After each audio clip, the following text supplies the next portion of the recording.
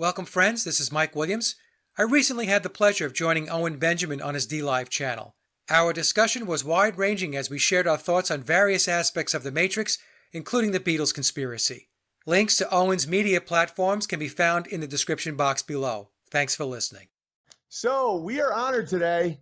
Oh, and also don't forget to subscribe to unauthorized.tv. Subscribe here. Unbearablesmerchandise.com. We have some new tees and stuff like that. But it's a gorgeous, crisp day, so we fired up the fire. To be the goat will be checked out by the vet today to see if she can join the herd. But I think she's looking good. She just nibbled my finger. It was pretty funny. But we are joined today with a guy that in a very short amount of time I've become such a fan of. He's the Sage of Quay, Mike Williams. I got into him because of the Paul is dead phenomenon. And having spent an evening with alleged Paul McCartney, and we'll talk about it when I bring him on, but then I started listening to a bunch of his other videos, and I was just talking to him before this started today about how I didn't wake up to a lot of conspiracies and hoaxes and stuff until only a few years ago. So I had to go back and catch up on some of the old ones, and in doing so, I just really, I'm just going to bring him on. All right. Here's Mike Williams, ladies and gentlemen. 1 second. Remind me later. Boom. Yeah, is this working? Now it's a white screen. Sorry, Mike. 1 second, buddy. There you are. All right, Okay. you're on. Hi, everybody. All right. So I just want to give you a compliment first off. One of my favorite things about you is your calm demeanor, because when I was working in the entertainment business, I was always known as the guy who could get along with everybody. Like, I used to open for Julio Iglesias because my agents would be like, oh, Owen will get along with literally anyone. And then I found, in the internet culture, the trolls and the ankle biters and just the evil slime of it can really get you down. And it's put me in positions of like drama and craziness and stuff. And you, even though you poked some pretty serious hives, like especially with Paul McCartney, you always seem to have a very cool and respectful demeanor about everything. And I've legitimately learned from you with that, and it's been extremely helpful. So I just want to say thank you for that. Oh, you're welcome, Owen. The thing with the trolls and the haters and all that stuff is you have to keep in mind that they are a very, very small segment of the population. They're very loud and they're noisy. Yeah. But if you take in how many people actually enjoy the work that you're doing or write to you and say they're learning from the work that you're doing, their numbers are overwhelmingly more powerful than the very small number of people that want to cause trouble. So that's how I stay even keel about it, realizing that the number of people that are really interested, the good people, far outnumber the knuckleheads. Yeah, no, that's 100% true. And we're having an issue with seeing you on here. So if anyone wants to see Mike's handsome face, you can just Google him and then just imagine it. But we have his audio, which is the most important thing.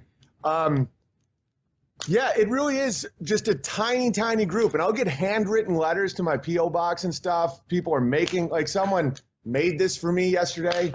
And I almost threw in the towel with the chat and doing things live and being so interactive with people.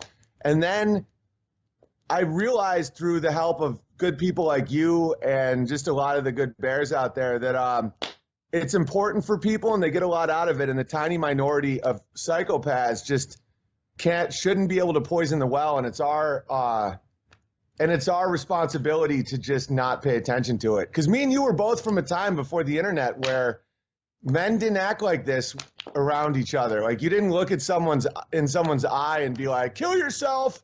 And I just wasn't equipped with it, Yeah. Like I said, the thing is, it's just to set them aside because they're always going to be there. It is an element of our society that has been nurtured, Owen, right? Everybody has a voice. Everybody should have an opinion. Everybody should speak their mind. Unfortunately, there are people out there that really should be quiet. And, really, I mean, honestly, they should keep to themselves until they get themselves up to speed. But, the way things run today with social media, you're going to bump up against this. And my way of dealing with it is ignoring it and moving forward with all the good people who, like I said, their numbers far outweigh the small percentage of people that want to cause trouble. Yeah, and I think people like us are in a false construct about how so many people are asleep, because that's the frame that they're giving us in social media. Like, I've been kicked off everything. So I imagine that a lot of people like me have also been kicked off everything. So they have this hall of mirrors machine that only highlight what, like, this despair vision of reality where everybody is just all about vaccines and global warming and, giving up guns and all. And in reality, I think a lot more people are good and awake and trying for a better life, and they realize some of these lies that are drowning us, and we just don't get to see it. And I think we have to, like, trust in our fellow man, Well, that's controlling the media. That's what it does. It takes the minority, a small minority, and presents it as the majority.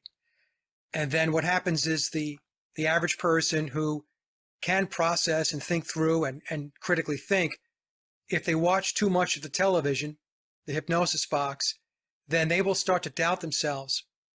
And that self-doubt comes in, and then there's self-censorship.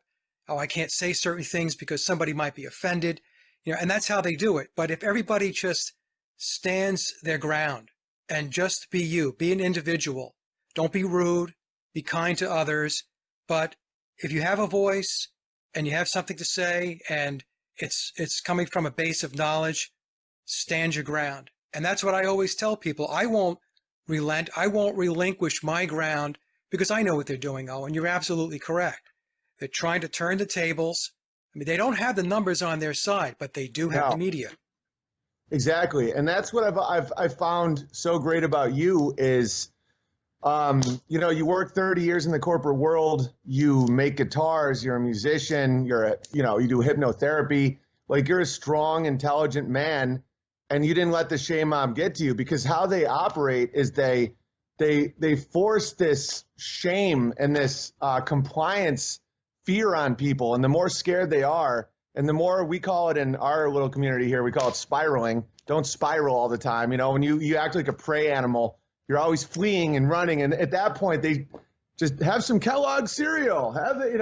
When you're scared, they can guide you anywhere they want. It's almost like hot metal for a blacksmith. And so I've enjoyed watching you just be able to calmly discuss, how you don't always get along with family members about these topics, and how people have these reactions, and how you just keep going. And I think proof of life of just being able to keep going is really good for people.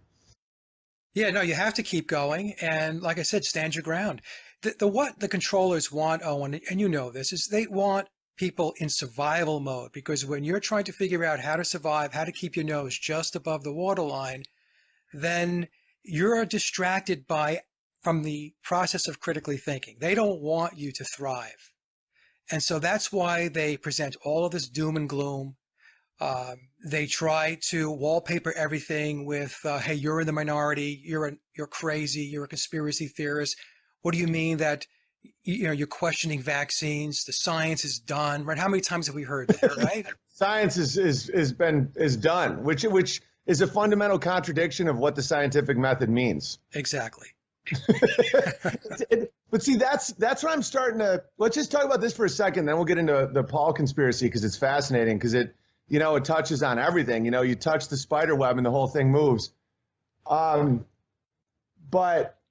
the how much good is happening right now? Like, for example, the Epstein thing, they no longer can say conspiracy theorist, because then you just say, do you think he killed himself in jail? And it's like, no. It's like, well, then you're a conspiracy theorist. You know what I'm saying? It's just, it doesn't work anymore, I don't think. No, I think there's an overall elevation in awareness. I don't want to say that the awakening is happening at an exponential rate, but there is an awakening. But I do think there's more of an awareness. In other words, what I mean by that, Owen, is the average person sitting down in their living room watching television is watching what's going on. Let's just pick on politics and Trump and all that stuff, and Iran and Iraq. And what happens after a while is even the average person who never thought in terms of conspiracies is looking at that and saying, this is just not right. Yeah, totally. It's Well, like, go ahead. no, I Sorry. was going to say, it's like you're watching a cartoon. You're in a comic Well, book. I think Frank Zappa said, politics is the entertainment wing of the military-industrial complex, and I feel it's jumped the shark. As a former TV writer, there's elements of script writing where you get to a point when Fonzie had to jump a shark with his motorcycle, and you're getting close to being canceled. Yeah. Where it's like, politics is the entertainment wing of military, where it's red team, blue team. And I've fallen for this trap a million times, but at this point, I'm just watching it like no one can emotionally commit to this. It's like The Bachelor or The Bachelorette. Like, now that we know they never really get married and have kids, like, does anyone watch The Bachelor and be like, Right, right. It's the same script run over and over and over again.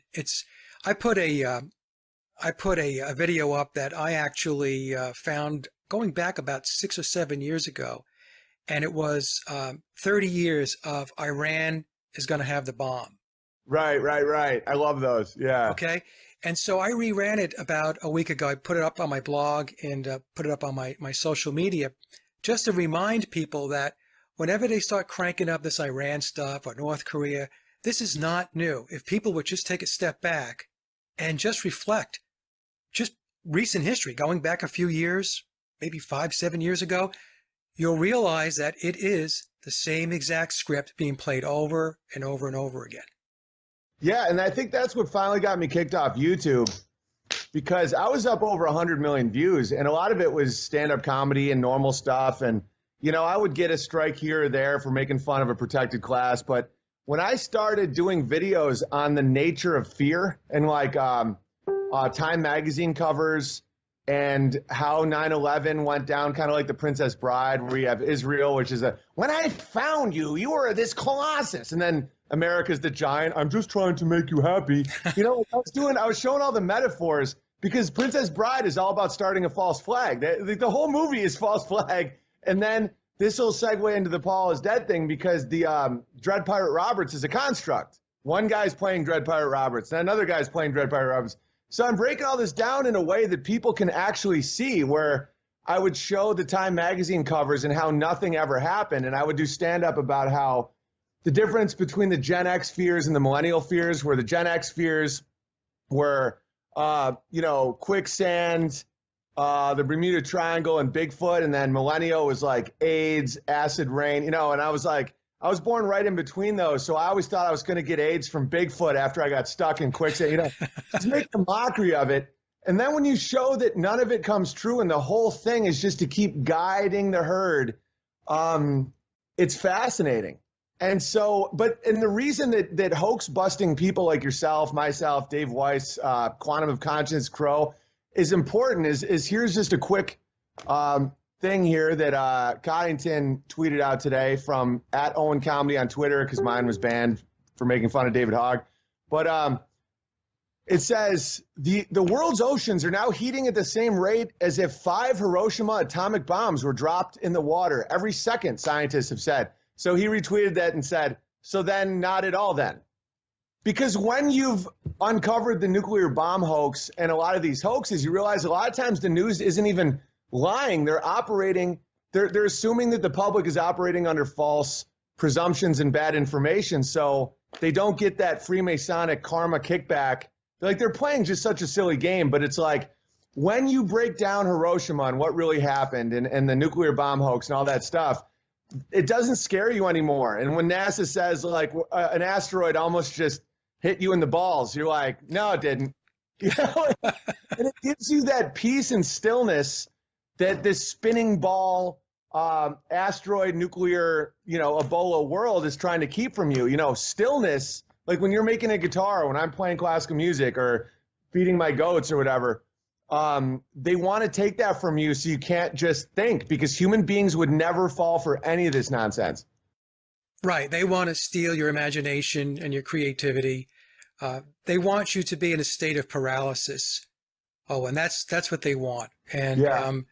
And that's why they continue to bombard us with all kinds of nonsense. And you're absolutely right, because people have asked me, they said, hey, Mike, with all this stuff that you get into, I mean, doesn't it create consternation? Doesn't it, create fear? Don't you get anxious and all of this stuff? And I said, no, to the contrary. Once you understand the truth and you realize all of this stuff is bullshit and they're lying to us, there's a calm that comes over you because you're not going to be struck by an asteroid. Yeah, exactly. Right? Exactly. Right? Yeah, and you know that the gulag is it's all financial, because you were in the financial world and stuff. It's like they turn the lever so it's hard to make money, or you're not invited to cocktail parties. It's so subtle. Like this whole gulag, kicking in your door and all that stuff. Those are all created in a Hollywood set is to be a part of it. And in your mind, it's children being dragged from parents and furnaces and all. In reality, it's so subtle. It's just these little dials. And a lot of military will tell you that there's actually 3 results from trauma, not 2. They always say fight or flight, but it's fight, flight, or freeze. And I'm starting to realize why they left out the 3rd one, because that's what they're intending on doing to us all the time, making us comfortably numb. Yep. And you're right about it being very subtle. So as an example of that would be the stock market, right? So they get people to invest in the stock market, and the numbers go up and people get really excited and they have their 401ks invested in the stock market. And then what they do is they burst the bubble and they bring everybody down again, right? Yeah. Everybody's got to build up again. And then 10 years later, they burst that bubble again and everybody starts all over again. That's what people have to understand. The system is rigged. It's completely rigged. Yeah, exactly. And we are the stock. That's right. Yeah, it's like I've gotten to a point, I know a lot of us have, where we're just like, yeah, we don't want to play anymore, because you don't end up in jail when you do that. You don't end up in this underworld that we see some people are. Those people try and fight the beast, where they're like, well, I'm going to storm in there and I'm going to have a gun. And I'm like, no, you lose at that point. The only way to beat this is to simply be in the world but not of it, as Jesus said, where it's like, I'm not investing my emotions anymore into your dumb little games. I'm not going to watch your pornos. I'm not going to watch your news. And I'm just going to, like, you're going to make a guitar and do some sweet videos. And we're about to talk about Paul McCartney. And I'm just going to, because the beast doesn't awaken at that point. You're allowed. There's like these weird karmic allowances that when people stop being scared, they can understand. Like you're allowed to thrive. You're just not allowed to take it head on. Right, and so we'll see truthers end up in these like jail or lawsuits and all this stuff. It's because, you find out about like Zionist banking and stuff, and you lose the path because you're not just out to expose it and say, oh, money doesn't really matter that much. You want to be the bank. And at that point, you're going to get crushed, That's right. So what you have to do is you have to pick your battles when you're in this matrix. And the biggest thing that anybody can do to unshackle to a large degree is to get out from underneath their debt machine. Yep. Okay. So once you can minimize your debt, you're going to have a lot of freedom to do a lot of things that otherwise that you were not going to do because you had to pay the bills or pay your mortgage or your car loans and all that stuff. So people get into that stuff. Get out from under the debt, unplug your TV. Now, we do have to exist in the matrix, right? So there's certain things. When I say pick and choose your battles, as an example, there's taxes. Now, you can try to take them head on and hand-to-hand combat and wrestle with them over paying property taxes or whatever type of tax it is. You're going to lose that because you're in their system. Yep. Right? So if you think you're going to lock horns with them, they're going to take you down. So there's certain things you just have to accept that you're going to have to do, right? Because it's just the way the system works. Being defiant is only going to create more problems for yourself and your family. Exactly. But there are other things that you don't have to engage in, that there are no penalties for. And one of those things, like I said, is get out from underneath the debt and you're going to have a much better life. Oh, 100%. And that is how they control you. Food, chemicals is how they control you, and Hollywood and media. And if you unplug from all that, which you have every right to do, you can have a much better life. Grow some of your food, like support your local farmers, stuff like that. Be around your kids, go with a little less so your wife can be home with the kids. Like these things are all doable. We have this construct that like every house has to be huge and 2 cars in the garage and stuff. It's like, I know in your day growing up I think you're from Long Island and I'm from upstate New York. And, I know we're a little different in age, but not really when you're dealing with the internet. I think we have a lot of similarities. It's like a lot of people only had one car and didn't have that much stuff. It's like we didn't have a VCR we didn't have a color TV or a VCR until I was in like first or second grade. It's like these things are all new. And so I think I get a lot of letters now at a PO box because YouTube banned me, and it's kind of calming where you're like, oh, this is how things just were like 20 years ago, Yeah, that's right. When I was growing up, the phone was on the wall. That was it. You didn't carry it around with you. Yeah. Right. That's one of the other things they want. They want you to be in a perpetual state of being responsive. And if you don't respond to somebody's text or somebody's phone call or somebody's email right away, somehow you're lacking in social grace or something to that effect, right? Well, the truth of the matter is, go live your life and don't worry about the texts and the phone calls and the emails. You'll get to them when you get to them. So unfortunately, though, Owen, there's a generation out there that doesn't know what we know or saw what we had seen going back, 10, 20, 30 years ago. But maybe for those of us that were around, like you and I, we can continue to help the younger generation to understand that it's more than just being plugged into technology all the time. Yeah, and the good news is a lot of the younger people are absolutely seeing it, and they're getting into trades. They're not going to college and getting into debt.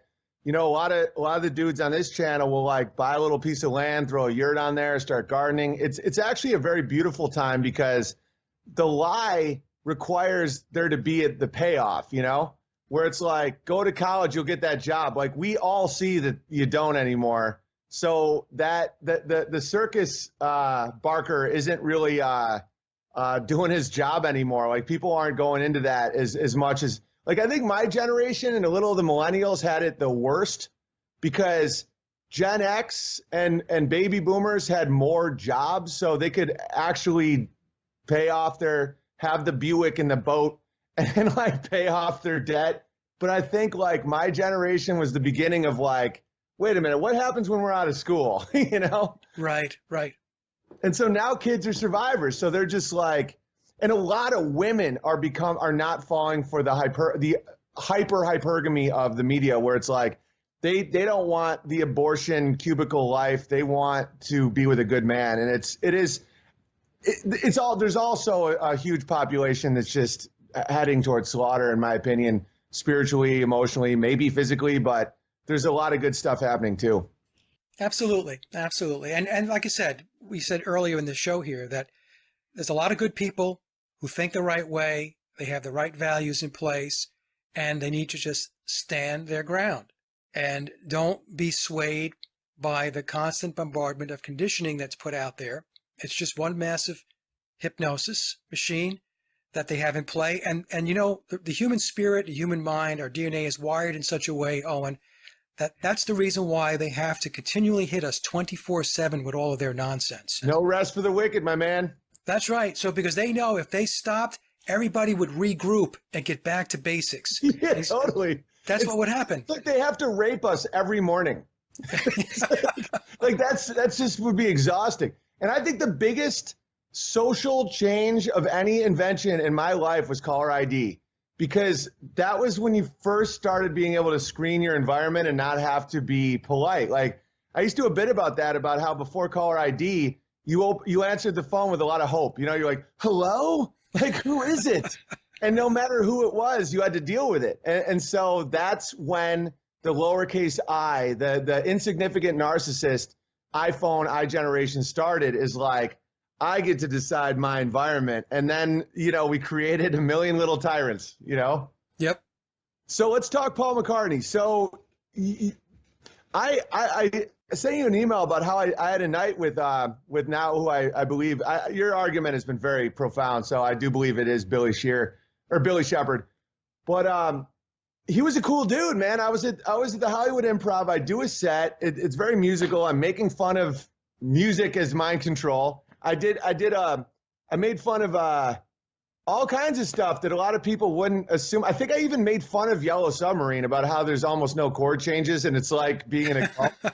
And so I see it, it's like, we all live in a yellow submarine. I was like, and so then after I'm done, I see a dude stand up, and some of the comics were talking about how Paul McCartney was there, but you never know. It's in the middle of Hollywood. It could be anybody.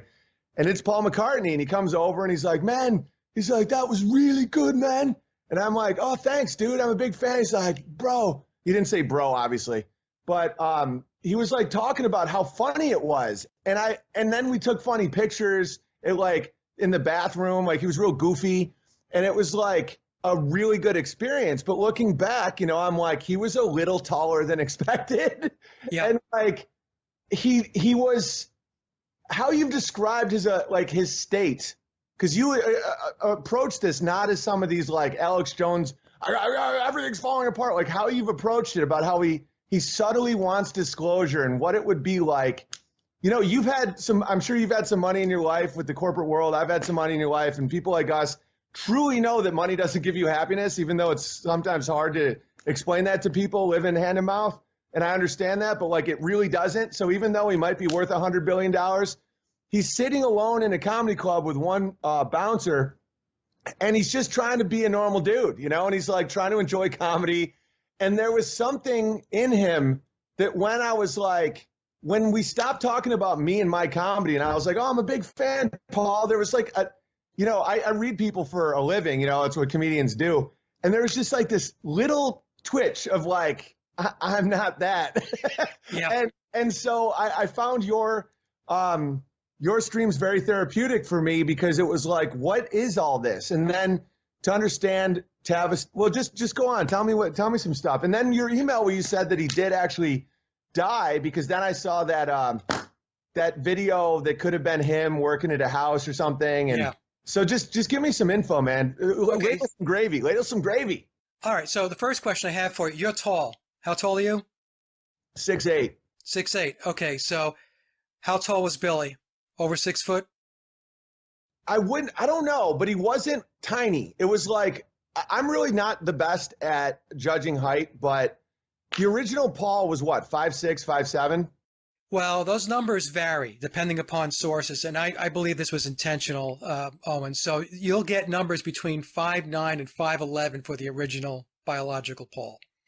Billy, on the other hand, best we can tell, he says in memoirs that he is a few inches taller, 4 or 5 inches taller than biological Paul. So that would put him at around 6'2". And then when you take a look at pictures of him when he's with his new wife, Nancy. Now, Nancy is listed at 5'10", and whenever you see him with his wife, he's got 2 or 3 inches on her. So he's between 6 foot and 6'2". Yeah, because the pictures of me in fall, he doesn't look as short as most people look around me, because everyone to me is short, but like when I was, after listening to you about that and looking at the pictures, he was like here, which is like tall, and I was just like, wow. And then the difference in eye, the difference in nose, the difference in shoe size, his sixth toe, his DNA problem or his fingerprint problem in Japan, DNA problem with paternity suits. I mean, it is a different guy. And so this is just some interesting gravy, Yeah, no, Billy, he's, like I said, in his prime, around 6'2", and as you mentioned, he's very different than biological Paul. And I get emails all the time, and people say, "Oh, how did they find somebody who sings the same way, looks the same way, and so on and so forth? Such a great songwriter, and yada yada." And but when you look at him, and then you look at the actual comparisons between him and biological Paul, they really don't look alike. They have similarities. And the nose is big. The nose. And the nose. Yeah, the nose. And but so what they did, what Tavistock did, and the apparatus behind the Beatles is they had doubles and lookalikes, and going back to day one. So they all had lookalikes. They all did. Going back to 1962, 63, for sure in 1963 when they released their first album, Please Please Me, in March of 1963. Yeah. And so what happened was they have been putting out images of doubles and lookalikes, and they've also doctored pictures, what we would refer to as Photoshop today. They've been doing that for decades.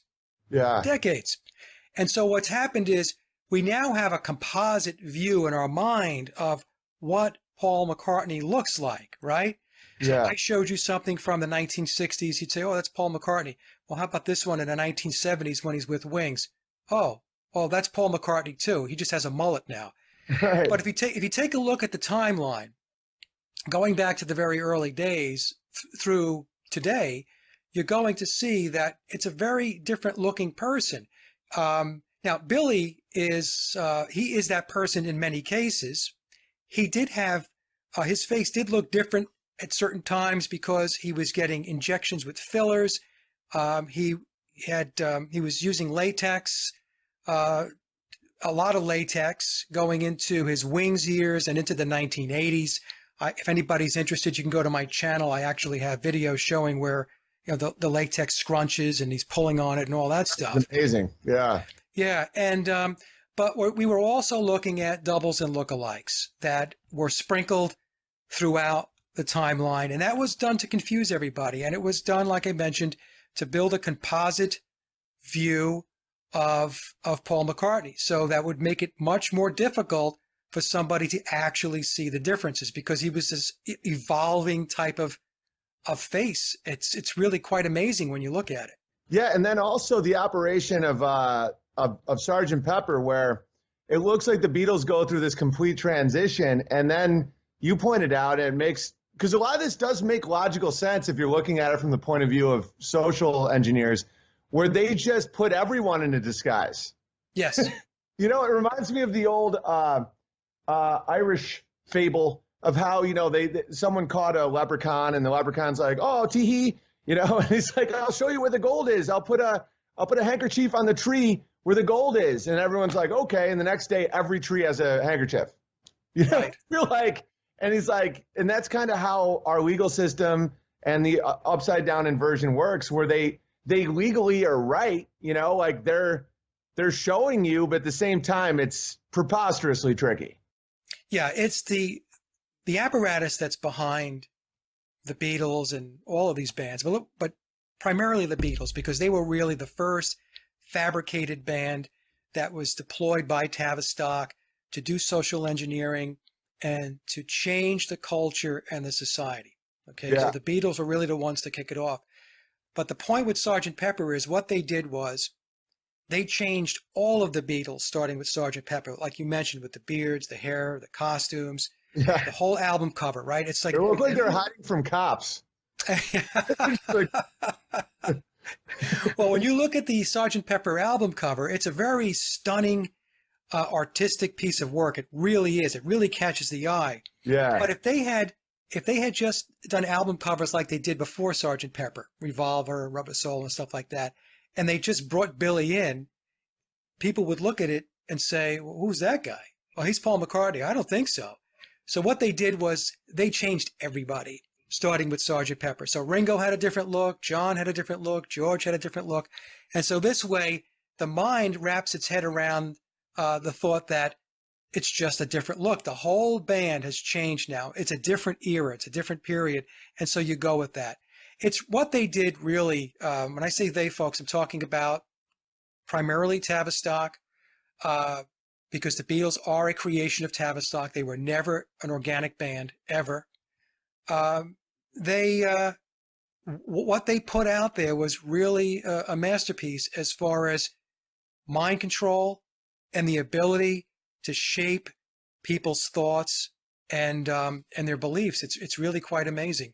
Yeah, and they did this, and you can see the formula that they did the same thing with Miley Cyrus. They'll sell you family and wholesome, and then before you know it, she's gyrating with Beetlejuice, Right. And it's the same. It's like they make the youth and the parents be like, oh, okay, you can listen to that, 8 days a week. She loves me, all this stuff. And then before you know it, it's, Lucy in the Sky with Diamonds, and the hooks are in. And so if it was just the Beatles, I could understand people calling this, in the negative way, the pejorative conspiracy theory.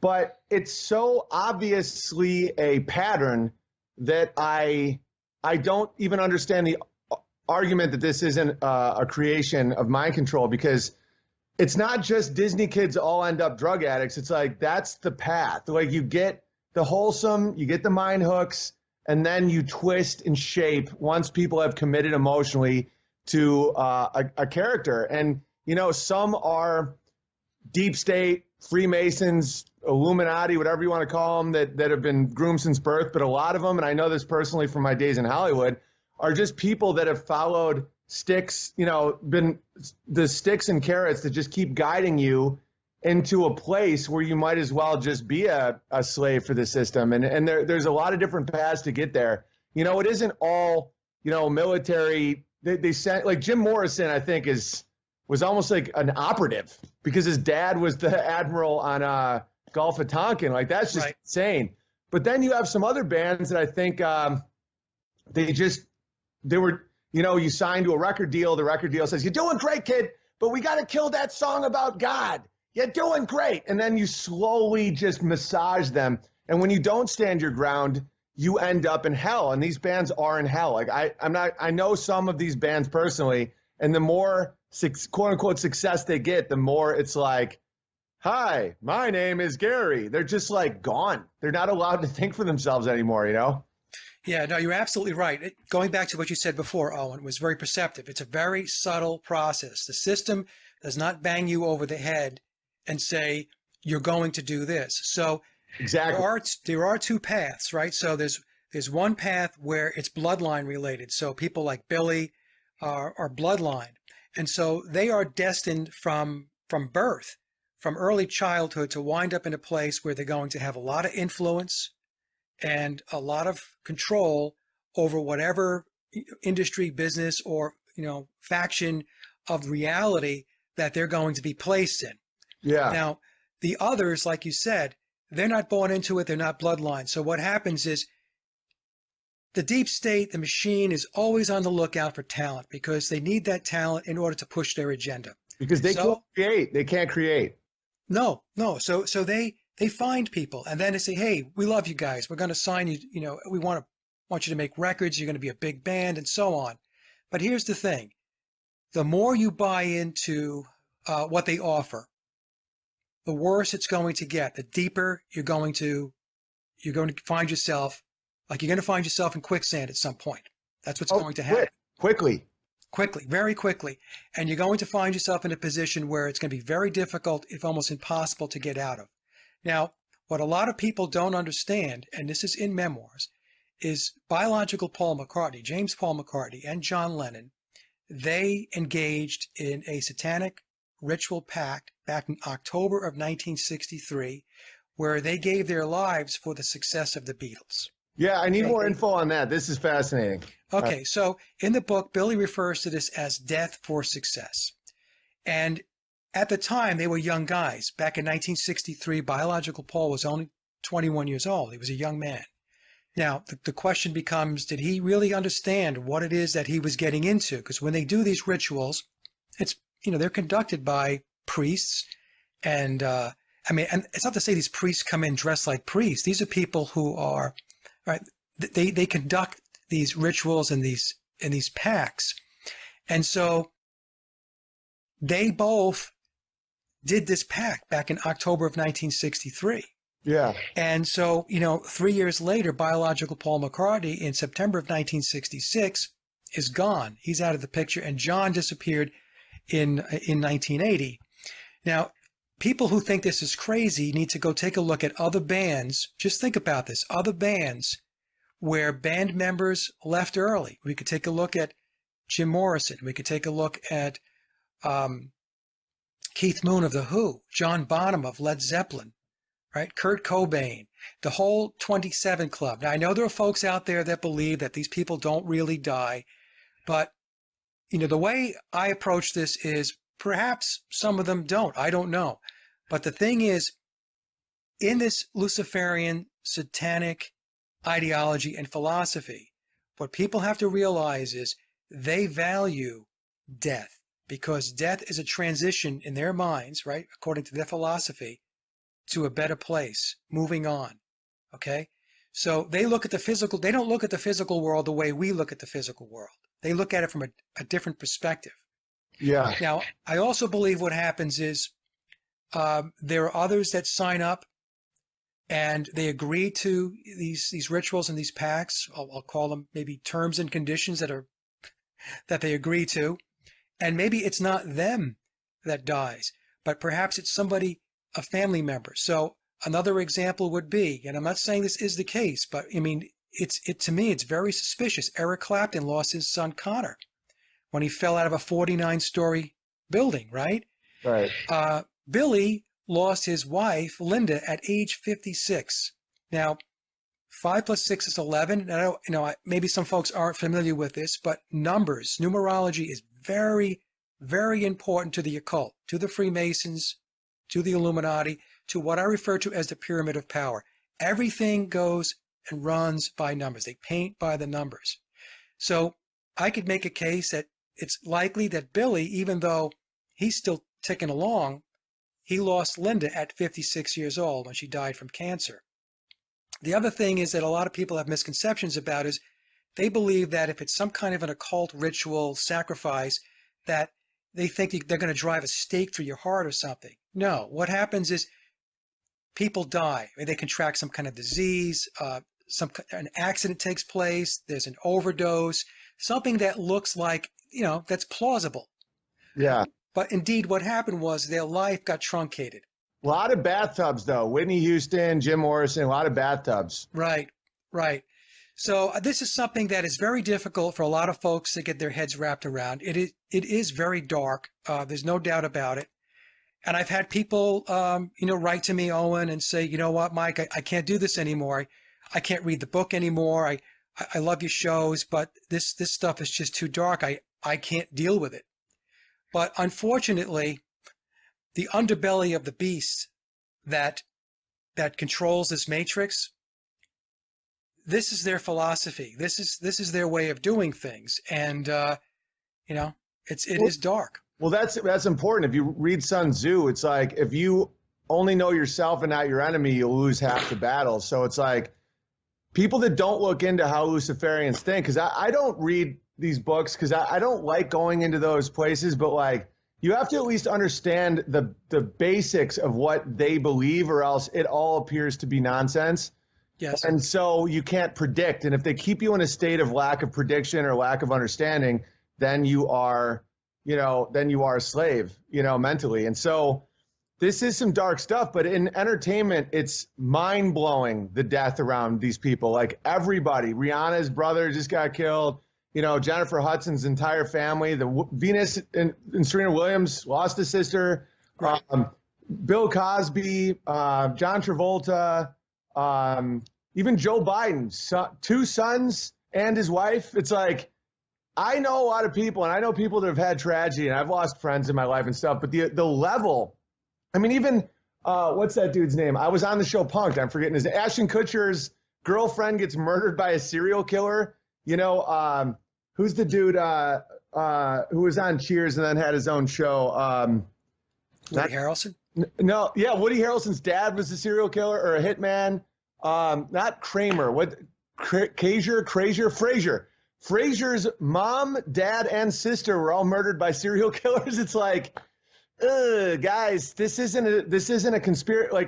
This isn't a fake conspiracy theory, And it's not always death that they pay, but they pay something. They always pay something crazy.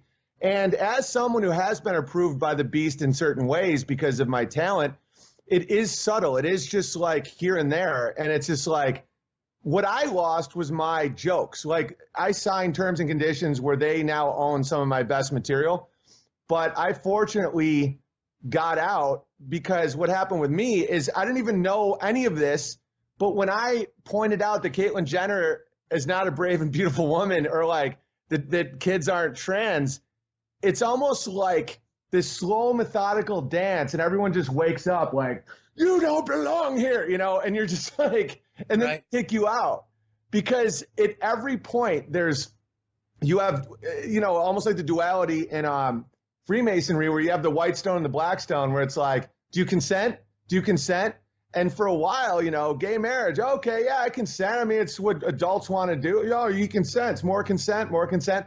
And then if you reach a place where you stand your ground and you say, like, no, my kid isn't going to get that vaccine or something, like that's when you see it all awaken. And people that you've been in their wedding parties and all this stuff, they're like, you're out of here. And you're like, wow. And then when you try and tell your story, the media machine is already in place to be like, oh, here's a crazy conspiracy theorist. And you're like, dude, you know me. You just hung out with me. Do you think a 4-year-old can have a sexual transition with hormones? You think that's good for their brain? And a lot of people in the beast in many levels, whether it's corporate or entertainment, they just haven't seen it yet. They haven't had that moment of like, I will die on this hill. And then it all becomes very clear. And so it's good news in a way because it doesn't mean everyone's going to die. There isn't these hit squads and stuff. It's like the people that die are the ones that agree, whether it's verbally or they sign their name. I don't know how it works, but they get off on that. They get off because they know people have free will. So they love when someone's like, I will do anything for fame. And they're like, you will sign the terms and conditions. And then it's always Faustian. You know, I did this sketch with Jimmy Fallon and the Devil where he's like, yeah, so I want to be the most famous late night host in the world. And the Devil's like, you will be, Jimmy, you will be. And you will also be known for being a homo. And he's like, what's that? What's that? It's like, you didn't read your terms and conditions. You know, like they'll make someone famous, but then it'll be a mockery. You know, like Right. The Devil never gives you anything good. It's like McDonald's chicken. You know, you're like, this doesn't make me feel good at all. You know? Well, and what they do too, Owen, is, you know, there are people who are very, very compromised. And one of the reasons why they have to go along is because, you know, there is some very embarrassing information that's being retained so that they don't open their mouths. Now, this happens a lot in Scientology, Yep. right? So we have some big names like Tom Cruise and who else? We have just John Travolta. Okay, so, you know, these people are compromised because in a place like Scientology, they gather up everything about you, anything you've ever done in your life, anything embarrassing, good, bad, or ugly, is documented. And so it's you know, it's one of those things where as long as you go along for the ride and you go along with the narrative, you toe the company line, you're going to be okay. But if you step out of line, if you say something that you're not supposed to say, then we're going to come down on you.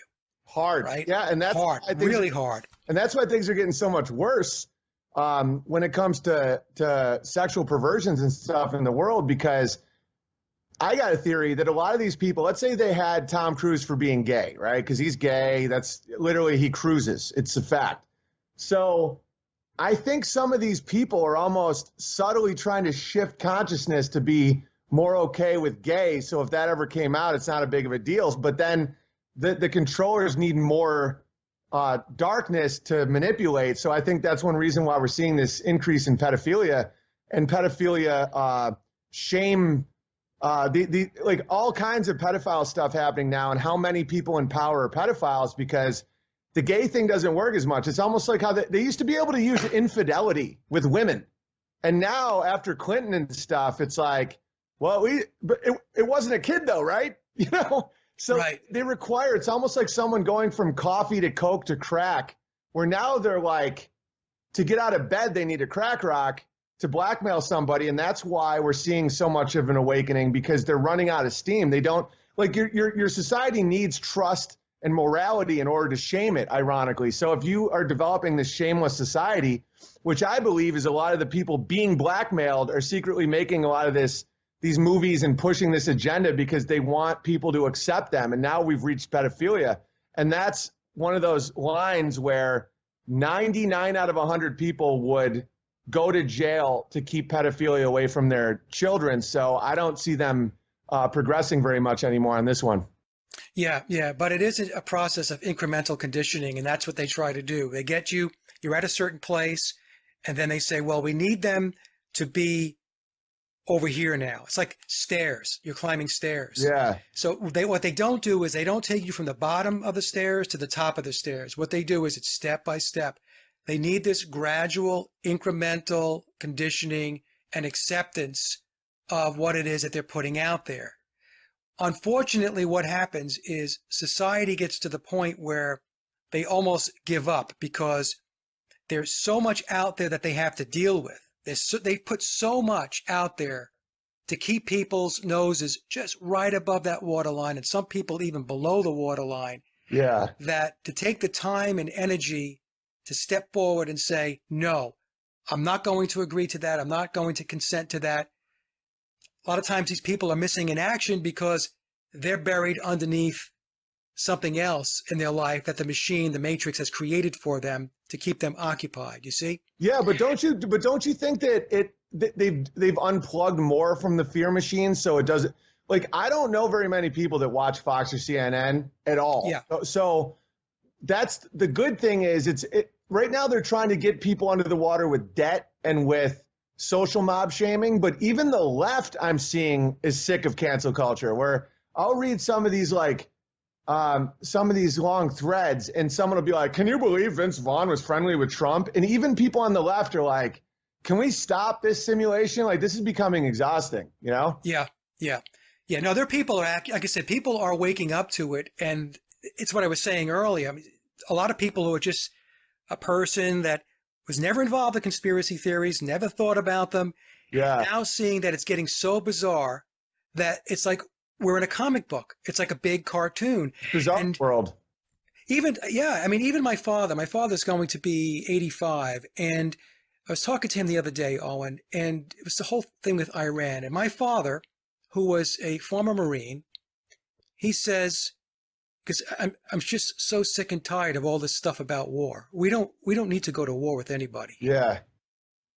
And this is a person that was in the military, and for most of his life bought into this stuff. And here he is now, much later in his years, and saying, no, this is unnecessary. We shouldn't be involved in any of this stuff. So that is going on. There are people, like I said, the average person is waking up to the fact that it's just over the top now. Yeah, and I like how you talked about once about how few there are of them. That gave me some hope one day, where you were talking about how few there are in this parasitic class that requires so much fear and control. And if people just understood that, they're so outnumbered. And I'm not saying that in no uprising violence. You can't shoot evil. You know, right. You can protect yourself. I have a lot of guns because of like coyotes and stuff, but it's, seeds are more valuable than bullets in my opinion. But anyway, because humans just get taken over. It's not the person doing it. It is like demonic forces, but like the amount of people that are willing this to happen is so small, like 1,000, 5,000 people, Yeah, it's a very small group of people, but unfortunately, they control the institutions, which means they control your media, they control your military, they control your government, they control academia, they control all this stuff. And so it's what we were saying before. So they're able to take something that's very small, an agenda item, which is in the minority, and they can make it appear to be something that is very large and something we all need to be concerned about. And that is a big, big problem, when in reality, it's not an issue at all. It never has been, and it never will.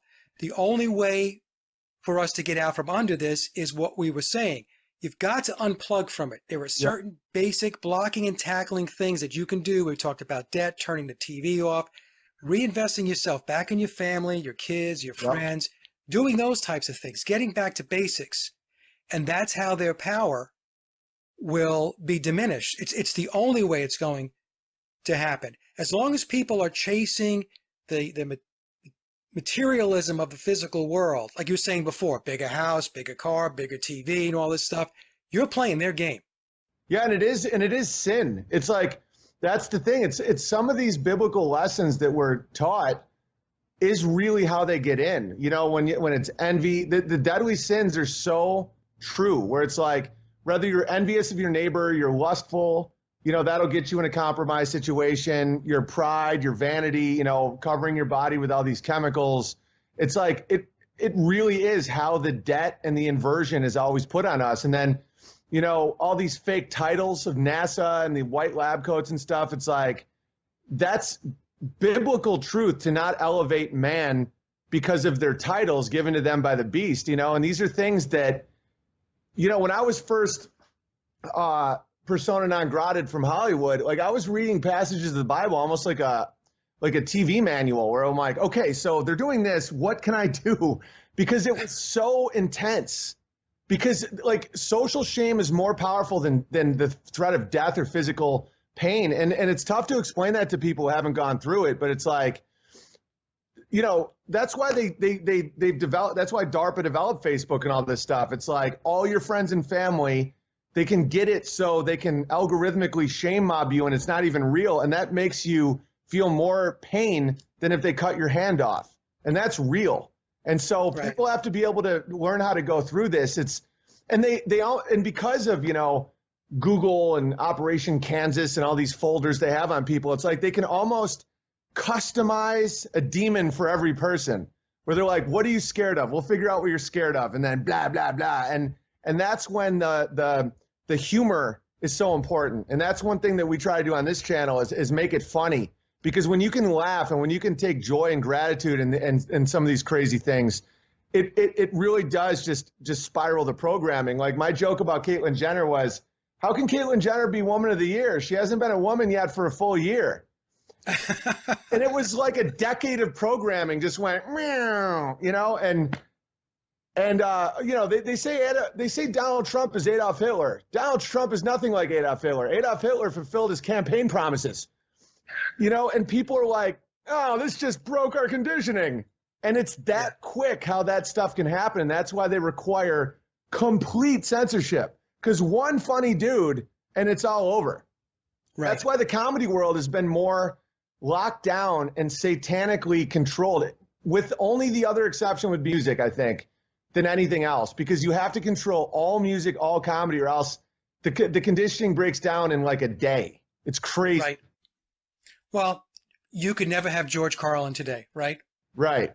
Oh, no chance. But no chance. Even then, George was still, you know, like the 7 words you couldn't say on TV, it was still kind of serving the decay. You know, like right now, I could say some words you can't say on TV too, and it would be a whole different thing. You know, it'd be about like racist, bigot, homophobe, you know? Back then, it was more like, I respect George and what George did, but it was still breaking down moral structures for the beast. And I think that's why they put him on TV. He was still doing what comedy does. And I loved what Gervais recently did because that was what comedy is. But it's still serving the spider somehow, you know, when he's saying all these words. And I'm like, yeah, but that's still kind of trying to go with the family unit, you know? But later on in his career, though, didn't you think that I thought that George actually turned around and then he started pointing his comedy at the establishment? But that's when they stopped putting it on HBO, though. Yeah. Like, that's when you could get their albums and stuff. But when he was talking about their clubs and division and all that stuff, that's when those aren't the bits that were heavily promoted. And I think that when they let people slip in like Carlin, they kind of learn their lesson. It's almost like they're like, you know, no living heroes. They have to control them because I don't know, because some of the more poignant stuff, it's like Malcolm X. He figured it out at the end, and then, you know, he got shot.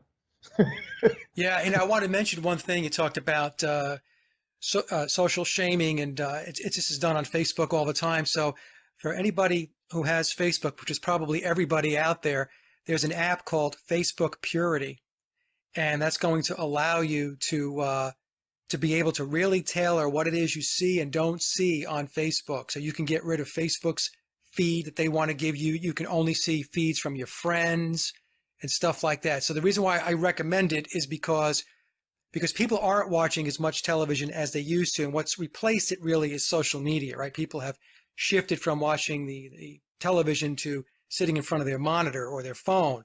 So you can get apps like that, which really do help to clean things up and to strip out a lot of their junk and their garbage, which they want to pollute your mind with.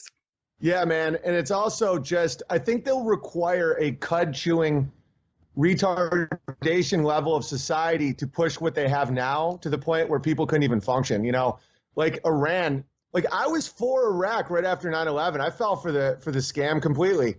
And now looking back, I realize what had happened. And now to fall for the Iran scam, I think is almost not believable. Like you have to almost be at a really low level of thought to fall for. It's one thing to say 2 40-year-old gay men who live together and want states' rights or something and want to get married. I now see what they were doing with that and how nefarious it was. But like a 4-year-old trans kid, like you have to be in a place where you're almost lobotomized to be like, this is progress. I mean, every day I see 4-year-olds just desperately trying to live as girls. It's like, who can do that? Like who can go along with, like they ran out of runway, man. It's like, where do they go from here? They've already degraded, you know, they're cheering for 40-week abortions and lighting up the Capitol red. It's like they might as well start a Moloch chant. And if anyone thinks that's female empowerment, they're like, are they injecting fluoride into their veins? I just don't know, you know? What they never talk about, Owen, with the whole transgender agenda is they never talk about what happens to many of these people years later once they go through the sex change process and all that stuff. They never talk about the mental health issues, and they never talk about the suicide rate. 40%, yeah. Yeah, they never talk about that. So they always talk about the front end of it. Oh, isn't this great? You know, we should be gender neutral, gender fluid, Unreal. should be able to choose your gender. I mean, I don't know how you choose your gender. Either you have your plumbing is your plumbing, you know, but they never talk about the detriment and the hurt that this propaganda and this conditioning has caused these people that drank the Kool-Aid. Right. Now, I'm not saying that there are not people who have gender confusion issues. This was something that, you know, up until the DSM-5, from 4 back, they recognized it as a valid psychological mental health issue. I think it was the DSM-5 that changed it and said, no, it's not an issue anymore. It's fine. If you think that way, it's normal. But you know, the problem I have with it is because, especially what I do for a living, is I see what happens when people have trauma. Yeah. Oh, 100%. Mental, yeah, emotional, and physical trauma. Okay. There's a price to pay for it. And this is something that these people who are running this charade that they never talk about. Well, that's the whole, it's the problem. What is it? What's the Freemasonic 3 levels? The problem, solution, whatever. Yeah. Problem, reaction, solution. Yeah. It's like a lot of the trans thing is from child rape. And it's also, some of them are autistic. Some of them have, it's so dark and it's so, you know, a lot of these kids that think they're transgender and have gender dysphoria,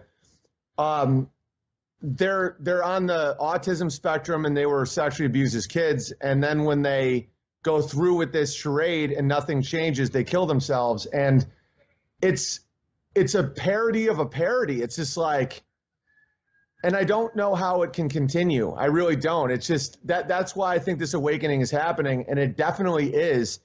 And the beauty is like what you were just describing, where it's like, okay, it used to be listed as a mental illness, and now it isn't. All that happens is now that group doesn't have any trust from us anymore. You know, if they say the sky is orange when it's blue, I'm just not going to listen to you anymore.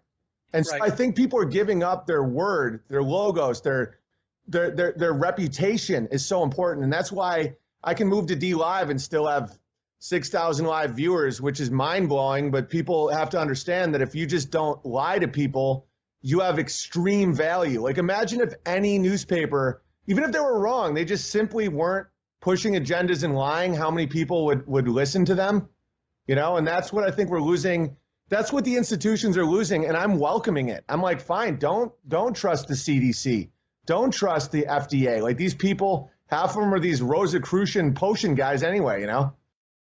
Well, what I tell folks, and I said this to Ole Damagard going back, I guess, about 2 or 2.5 years ago on a show, and I still stand by it, is anything worth knowing is a lie. Yep. Okay? If it's not worth knowing, the controlling apparatus doesn't care. But if it's worth knowing, like our history about the earth, about space, about vaccines, about fluoride, pick something, the geoengineering that's going on, you could bet your bottom dollar they're lying through their teeth. And so your point about not taking any of it at face value, not believing any of it, is absolutely right. Start with a clean slate and then draw your own conclusions. Do your own research, do your own thinking. Don't let other people think for you. And this is what a lot of the population that's the trap they've fallen into. Yeah, and also, but here's another piece of advice. If you know someone and trust them, then they can. Like, for example, if I wanted a guitar fixed, I'd go to you. But it's like, it's someone I know. Like, don't trust like an alphabet, or don't trust an institution or a label or someone with a square on their head. It's almost absurd. But like, the community is important, where if I want to understand more things about flat earth, I'll hit up Dave Weiss. Or if I want to understand something about astronomy or astrology, I'll hit up Crow. Or if I want to know something about the Beatles, I'll hit you up. And that's where it's at, where we can start functioning as our own communities again and use these wicked weapons that they've created to destroy us against, you know, in our favor again, like how me and you can be buddies and we never would have met beforehand, you know, and that's what I think we do, is we use their wicked weapons, you know, because like just an axe or just a gun isn't bad. Just like just the internet doesn't have to be bad. We just have to stand our ground and put forth that little extra effort, you know? Right. So the technology, I get asked that question. Oh, Mike, are you saying that we shouldn't have technology because it's fostering this agenda and it's bringing it about? No, it's the intent. It's how it's being used. The technology is wonderful because if we didn't have it, Owen, you and I wouldn't be talking right now, right? Or we might be on the... There's a spinning ball still. Yeah. I'd be like, wah. So we got, you know, so the stuff that's out there is not necessarily bad. It's how it's being used and the intent of the technology. That's what it's really all about, you know. So if you use it for good things, then, you know, then it's good. Yeah. But if you have bad intent, then it's going to be bad. It's like, you know, asking, is electricity good or bad? Well, it depends. If you're sitting in the electric chair, it's probably not very good. Right. You know? Right. Totally. But if you're in a dark room and you have to turn the lights on, then hey, you know, thumbs up. It's a good thing. What is there any other? Because I only have 7% of battery, because I made sure I didn't plug it in because I know I can talk forever, and I got a veterinarian coming. I have 3 pregnant alpacas, 5 pregnant goats, and another goat that needs to be okayed. But do you have any more information on the music industry as a whole that people might be interested in? Because I know some people in the chat were saying that Jim Morrison's Rush Limbaugh and all this stuff. What makes you so sure that they do kill these people off? Or is there any other information that you think people would want to know about that? Well, people do die. So that's the thing, you know. So there was this whole thing that got cooked up in the truth movement going back a few years ago, where people don't die, they actually become somebody else. Like Jimi Hendrix became Morgan Freeman and stuff like that. Okay, so I mean it's out there. So my take on it Morgan is that Freeman had his niece killed. Well, I'm not saying he had her killed, but that's another one on the list that we were talking about. Niece got stabbed to death.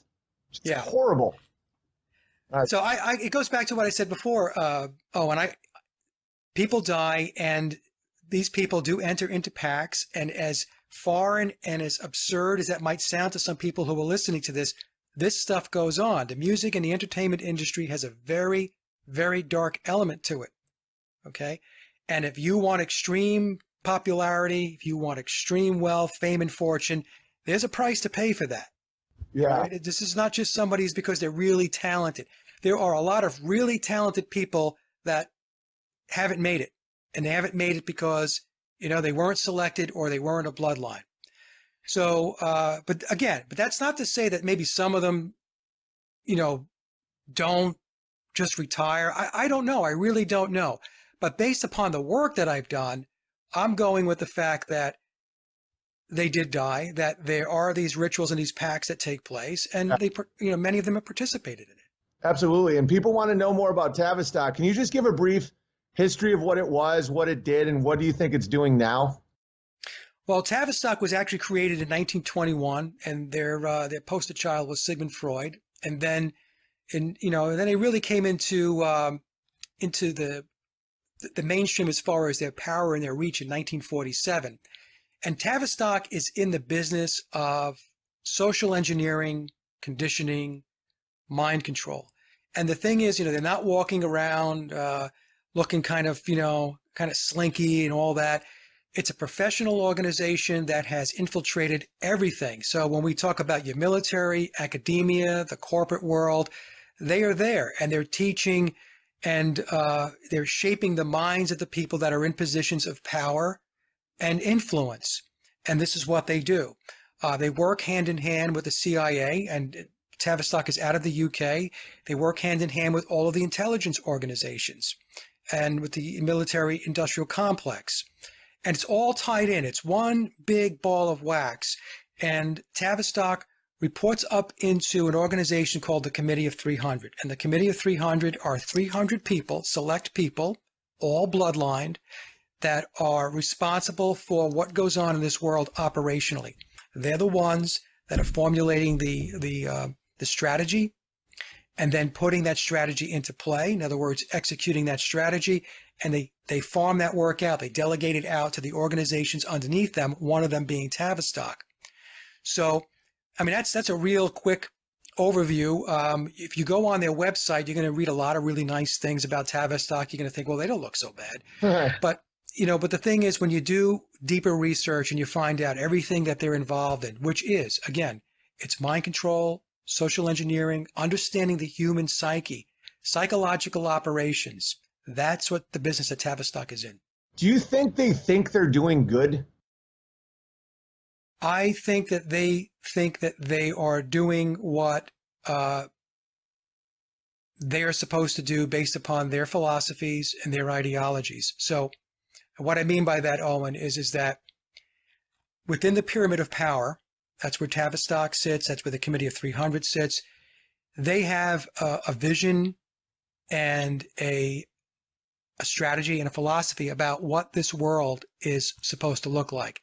And so they all agree and shake on the fact that, okay, so let's go implement this. Now, within the pyramid, there are factions that don't agree with each other. So that's the thing that we have to understand. Each one is kind of vying for position. But at the end of the day, they all want the same thing at the very top of the pyramid, right? What is that? It is a Luciferian age, all right? Bringing back what I have referred to as the cult of Dionysus. And if you take a look and research the cult of Dionysus, you're going to see that a lot of the attributes and characteristics of that cult are in play today. Androgyny, homosexuality, revelry, drinking, promiscuity. This all comes in under the cult of Dionysus. Okay? So that is what they are working towards. So I don't think that they actually think too much about us, to be honest with you. I think that they look at us as, right, we have to be managed and we have to be steered in a certain way. And people might say, well, why don't they just get rid of us? Because reality is created based upon your consciousness and your thoughts. And they need to harness the consciousness in order to harness thought and to manifest reality. That's why. That's why they spend all of their time trying to condition us and steer us. Because when they can do that, then they can manifest their objectives and their agenda. That's what they're doing. Yeah, because that's why they could just get an island and cut their wieners off and have orgies all day. Like, for some reason, they want us to approve it. Well, yeah, right. And that's because they need to harness the consciousness, because your consciousness, the spiritual aspect of you is energy, and it's a very powerful energy. And this is what they want to do. What they do is they manipulate two aspects of you, your physical and your spiritual. The physical manipulation occurs through things like commerce, spending money, buying concert tickets, buying all kinds of crap that people buy. That's playing into their system of physical control. The spiritual control is the manipulation of your thought and your consciousness. Because, again, like, I know I sound like a broken record, but your thoughts create reality. And they need that energy in order to create the world and the environment that they want. And that's why it's very important for people to shut it down. We're like batteries to them. Yes, exactly. Exactly. So, and how powerful a battery do you want? Well, you want the most powerful battery that you can get your hands on. And that's why they are engaged in, mass conditioning and mass hypnosis to get people steered in a particular direction. Most people, they're always going to have the outliers. You and I and Probably many of the folks listening to you are the outliers. But relative to the general population, we are a very, very small minority of people. Okay? It's getting larger, but the number of people who actually critically think and free think, it's very small. Yeah. And so they're still able to steer most people. But they require trust in institutions. Like that's what a vampire is. You know, it's a timeless, never dying, blood sucking entity that you must invite across your doorway. You know, so when you have NASA, public schools, military, all these corporations, Kellogg's, like the more people don't trust in these vampires, the more free their mind can be and the less you battery them. And that's the thing. They don't come and kick in your door. They need this. Because if they force you into prison and you still don't comply, they're kind of effed. Because they hate martyrs. They hate like that. Because every action they do is showing their tyranny like that. They want to just keep, it's how Google is. It's like, you want a massage, you want candy, you want money, and just, yes. That's how the battery charges. And if you don't give them the charge, they shrink. It never goes away. The mold is always there, but it's like, don't feed your gut biome sugar, you know? Right. The thing is, charge your own battery. That's the thing. Right. Right. And it goes back to what we said much earlier. You have to get back to basics, folks. You've got to get back to what really makes you happy in life. If you're buying a TV and all this stuff, does it really make you happy? Spend time with your family. Spend time with your children. Spend more time with folks that you really get along with, like-minded people, and do the things that are outside the matrix. You know, instead of going to a bar and getting yourself shit-faced, go do something more productive. Go get a hobby. Go find some other interests. Go read a book. Go do some stuff that really takes away from what it is they want you to do. They want you to sit in a bar. They want you to get shit-faced. They want you taking drugs. They want you watching pornography, because when you're doing all that stuff, they've got you under control.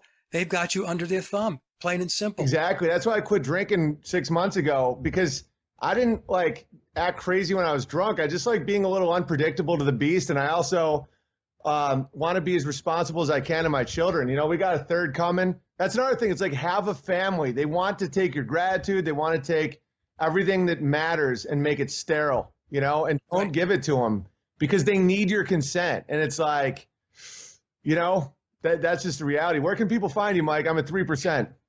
Okay, yeah. You can find me. Just go to Sage of Quay, SageofQuay, sageofquay.com. That's my hub website, Owen. All of the links and platforms are there, and you can go wherever you need to go find my work. Great, man. Thanks for coming. Would you be down to do more in the future if people? Absolutely, anytime. All right, love it, man. Great work. Talk to you soon. Bye-bye, Owen. Later.